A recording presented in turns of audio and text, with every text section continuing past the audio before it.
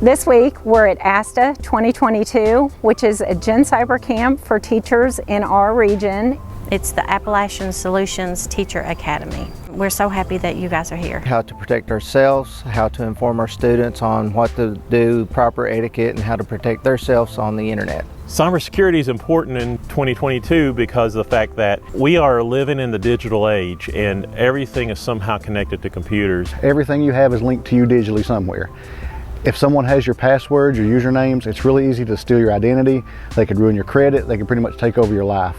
Don't have an in-depth concept of how vulnerable we really are, not just as a nation, but around the globe. For example, when you go to the doctor, you go to the hospital, your medical records, you don't want people to just be able to access them at any time, so those have to be secured. And when it comes to cybersecurity, your bank accounts, pipelines, power grid, so many things that we depend on are vulnerable in our society. We need to make sure that our information is protected, secure, and I feel like that's something that I can bring home to my students as well. I think it's really scary how easy it is for someone to get all your information.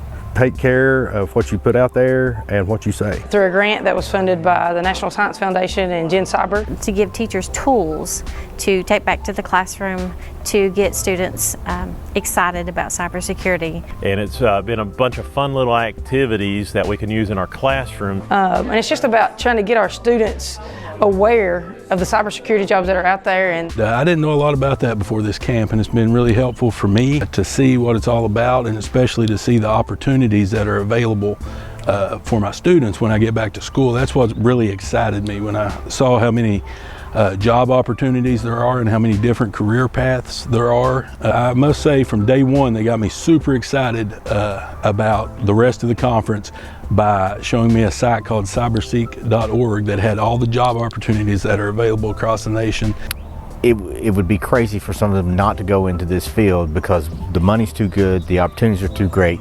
You guys can actually start out making really good money. And it's just about trying to get our students aware of the cybersecurity jobs that are out there. We each have 120 or 150 students that we can go back and talk about cybersecurity. It's not something I even considered before, and our students, a lot of them are, trying to decide what they're going to do in the future.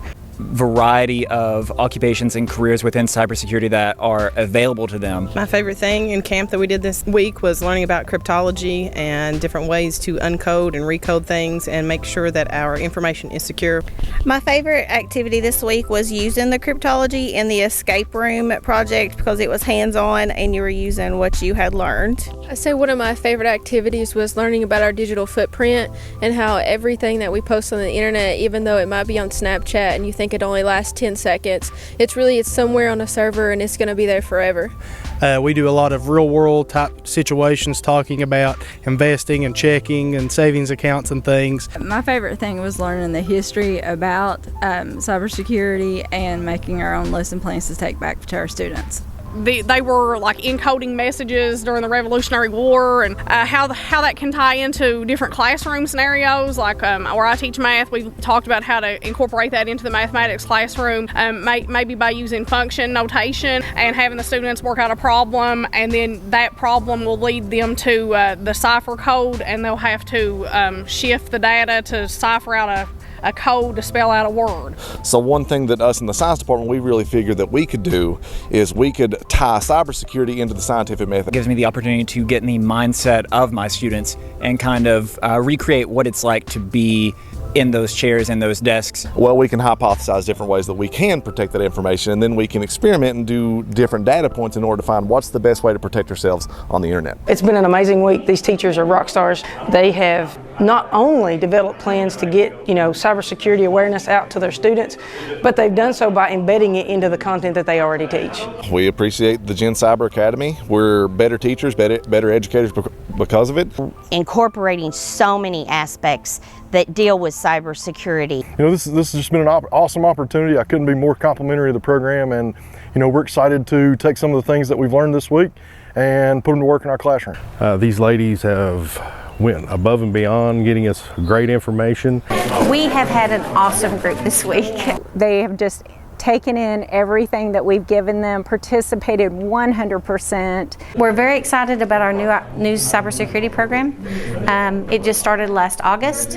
In the fall, we're accepting new students for our program. It's a 2-year program, 5 semesters, which will get you a cybersecurity degree. So if you're interested in that program, please call Big Sandy Community and Technical College or go to our website and apply, and we will get you started. Okay, we have a cybersecurity outreach page. We're doing a lot of different things. We have currently 4 grants through cybersecurity.